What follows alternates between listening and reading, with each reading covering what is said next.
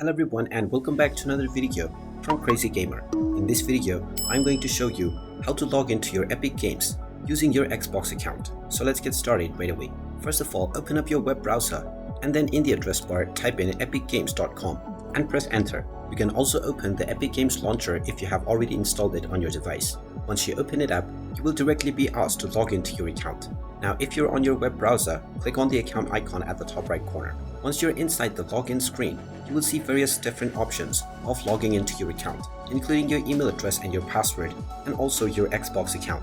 To log in using your Xbox account, just tap on the Xbox logo, and now you will be asked to enter your credentials.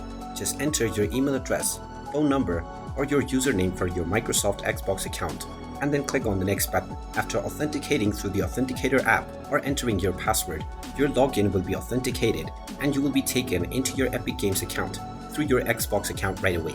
And there you have it. That is how easy it is to log into your Epic Games account using your Xbox ID. If you find this video helpful, make sure you hit that like button and subscribe to our channel if you haven't done so already. Also ring that notification bell to never miss another update from us. Thank you for watching and I will see you again in the next video.